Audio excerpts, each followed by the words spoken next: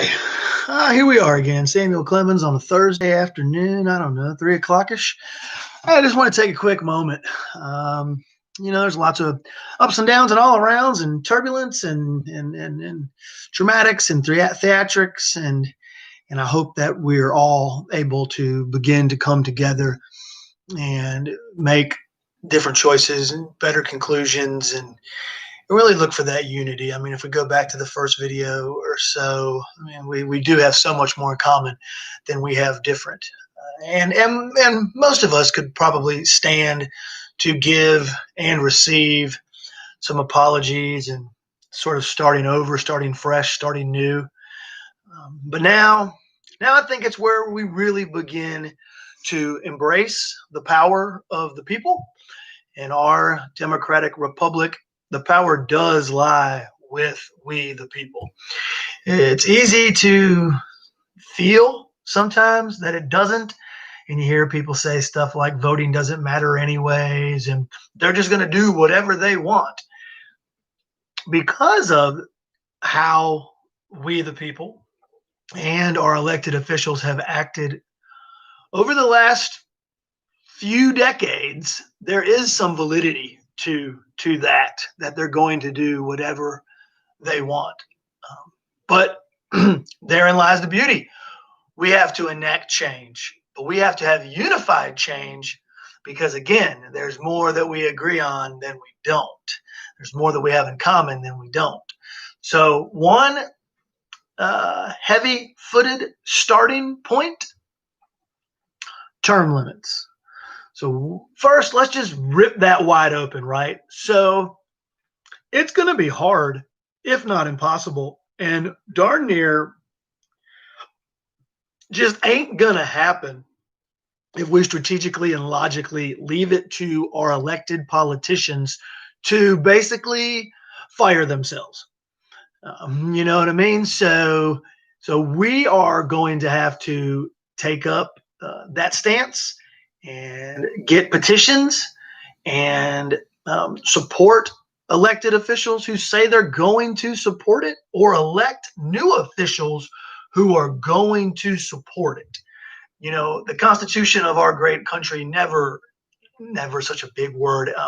It most likely did not envision career politicians. And I'm not putting any single politician inside of this box. There are a bunch of them that many of us could think of who started at a state or local level and just kept going up the ladder, up the ladder, up the ladder, up the ladder, up the ladder. Once they got done with the state, transitioned over to the House of Representatives and Congress, United States Congress, did that for a little while, jumped over to the Senate, and here we are. I think some of that has some legs, and we should allow politicians to continue to grow and prosper with our voting public. But let's just keep it simple. Let's keep it super simple. And let's look at the highest position of the land. The President of the United States, the ruler of the free world. He only gets 2 terms, and excuse my French, that position would only get 2 terms. It's only a matter of time before many accredited, professional, amazing females have that role and title as well. They will be welcomed with open arms. No ifs, ands, or buts about it. So I apologize. But the highest ranked position in all of the land, two term limits, 8 total years. So let's just go in reverse from there, right? Everything. County commissioner, city council, school board, House of Representatives in the state, Senate in the state, governor, lieutenant governor at the state level, and then all the way into Congress, House of Representatives, Senate. You get 2 terms. That's what you're allowed to serve at that position. Now, if you were in the Senate at your state level for 2 terms, then you positioned and jockeyed over to the United States House of Representatives, still representing that state. Now you get 2 terms there. After that, if you want to keep going, you need to change positions. So become the senator of that state, or become the president of the United States, or you can go backwards, up and down. I mean, you go become a governor, but you can do your elected role 2 terms in succession, nothing more, nothing less. No exemptions, no disqualifications, no what about? No, just no. There's plenty of motivated Americans who would like to be a part of the growth and the change and the new atmosphere.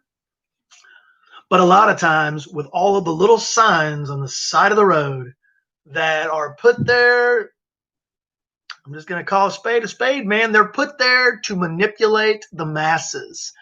Oh, I saw that sign more than anybody else's sign, and that means that they must be the best. So, anyways, I digress. It's not where term limit chit chat is, but maybe while we appropriate the term limits, we could also appropriate some of those very ugly political signs. But again, I'm just digressing. So, when it's all said and done, 2 term limits, we will have to start the movement. We will have to find the able-bodied people, our neighbors, our community leaders, and we're going to have to form, some peaceful protests, some marches, some parades, some petitions.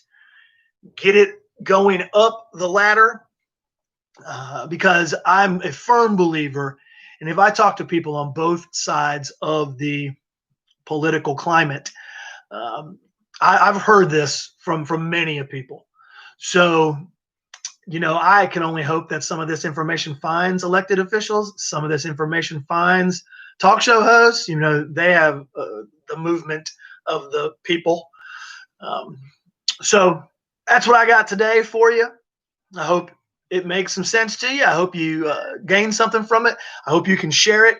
And I hope for all certainty that the United States becomes an even better United States because of some simple thought processes like this. Until next time, Samuel Clemens wishing you a good day and a nice evening.